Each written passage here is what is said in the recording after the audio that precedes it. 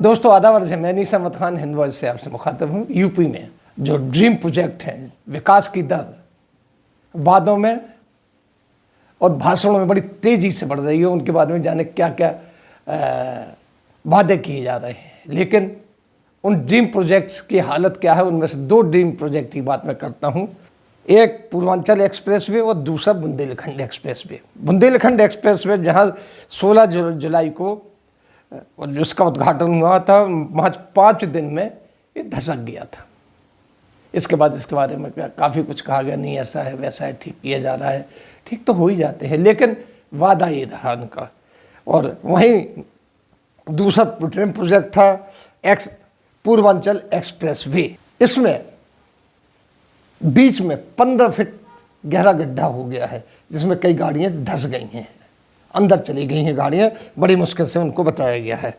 जो बुंदेलखंड एक्सप्रेसवे है वो 1,04,800 करोड़ का था और 341 किलोमीटर लंबा पूर्वांचल एक्सप्रेस 22,000 करोड़ का बना था। इन्हें बनाने वाली कंपनी थी ज्ञाति फर्म और राजस्थान की पावर कंपनी। ये दो कंपनियों ने बना था। इनका जिस समय उद्घाटन हुआ था उस समय बड़ी ऊंची ऊंची बातें की गई थी कि हम रेवड़ियाँ नहीं बांटते हैं, हम काम करके दिखाते हैं। हमारे माननीय प्रधानमंत्री ने कहा था, रेवड़ियों में और काम में फ़र्क बताया था। और यहाँ पे जो पूर्वांचल में तो बाकायदा फाइटर प्लेन वगैरह और एयरफोर्स ने अपने कर्तव्य भी दिखाए थे, लेकिन क्या पता था कि कुछ दिनों बाद भी इसमें 15 फीट गहरा गड्ढा हो जाएगा। जो हो गया, उसमें से एक कार भी चली गई अंदर। बड़ी मुश्किल से उन लोगों को बचाया जा रहा है। ये है विकास की गति। पर उपदेश कुशल बहुत तेरे। दूसरों के लिए उपदेश देना बड़ा कुशलता होता कि तुमने क्या किया, हम तो ये कर रहे हैं, हम रेवड़ियाँ नहीं बांट रहे हैं, हम काम कर रहे हैं। रेवड़ियाँ क्या होती हैं? आप भी कहीं जाते हैं तो इतने लाख, इतने करोड़, इतने अरब रुपए आपको दिए, एक दिए, वो दिए, देते हुए चले जाते हैं। उसके बाद पता नहीं चलता कि वो प्रोजेक्ट सही चले या नहीं चले। लेकिन अब तो गजब ही हो गया है कि जो निर्माण कंपनी यानी गायत्री फर्म और राजस्थान पावर कंपनी, इन पर अभी तक कोई कार्रवाई हुई नहीं है। हाँ, जो ऑफिशियल कार्रवाई होती वो हो जाती है। लेकिन अब आप सोचिए कि पूर्वांचल एक्सप्रेसवे, जो यानी ये कहा जा रहा था कि देश का सबसे बड़ा एक्सप्रेसवे है, मजबूत एक्सप्रेसवे है, जहाँ पर उद्घाटन के समय एयरफोर्स ने अपने फ्लाइंग जेट उतारे थे और बड़ा डिस्प्ले किया गया था। और वहीं ये कहा गया था कि हम रेवड़ियाँ नहीं बांटते हैं। और लोगों ने सोचा भी था कि हाँ, जाहिर सी बात है, रेवड़ियाँ नहीं बांट रही हैं, तभी तो इतना बड़ा काम हो रहा है। लेकिन नहीं, उसके बाद ही उसमें पूर्वांचल एक्सप्रेसवे में 15 फीट गहरा गड्ढा हो गया, जिसमें कई गाड़ियाँ धंस गई हैं। ये किसका दोष है? काम कराने वाले का, काम करने वाले का? ये अभी निर्णय होना बाकी है, क्योंकि जो आदमी काम करता है उसकी भी बड़ी भारी बैकिंग होती है, और जो आदमी काम कराता है तो वो तो होता ही बहुत बड़ा आदमी। लेकिन कितनी ख़तरनाक बात है कि ड्रीम प्रोजेक्ट और उनमें ये चीज़ हो रही, जो कि भारत को एक सिरे से दूसरे सिरे पर जोड़ने की बात कर रहे थे, लेकिन अब सिरे से जोड़ने की बात तो छोड़िए, उन पर चलना भी खतरनाक हो सकता है। हालांकि अभी इतनी बारिश नहीं हुई है कि जब जितना उसमें नुकसान और गड्ढे हो गए हैं।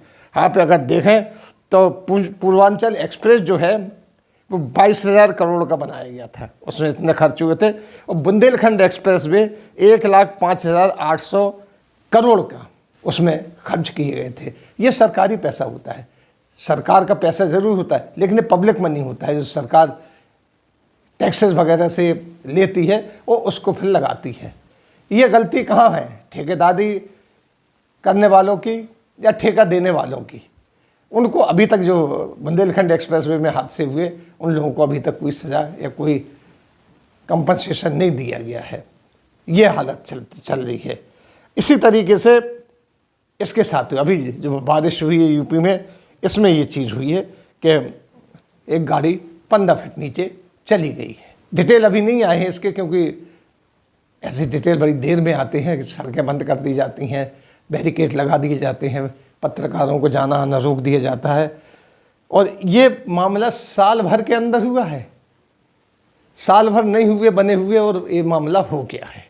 ये एक अजीब सी बात है। इसको कहते हैं विकास की गति।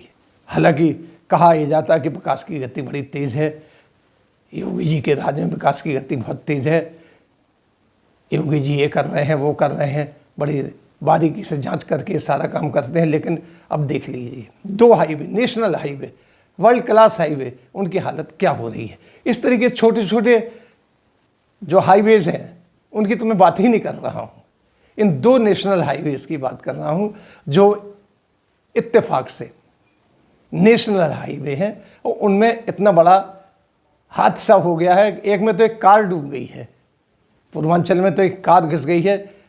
कोई हताहत हुआ या नहीं हुआ, मरा नहीं मरा, ये अभी तक खबर नहीं आई है, लेकिन कार घुस गई है। जो बुंदेलखंड एक्सप्रेस वे था वो, उसमें इतना बड़ा हादसा नहीं हुआ था, लेकिन होने की उम्मीद थी।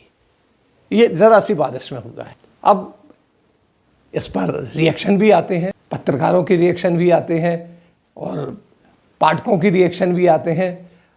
पाठक ये भी कह रहे हैं कि बहुत जल्दी नहीं करना चाहिए, जल्दी जल्दी खाया हुआ मुंह जल जाता है। बहुत से लोग कह रहे हैं कि उस पर कड़ी नज़र रखना चाहिए, उन लोगों को सज़ा मिलनी चाहिए। अरे कई कई तरीके की बातें कर रहे हैं, वो कर रहे हैं, लेकिन क्या कभी कुछ ऐसा हो रहा है?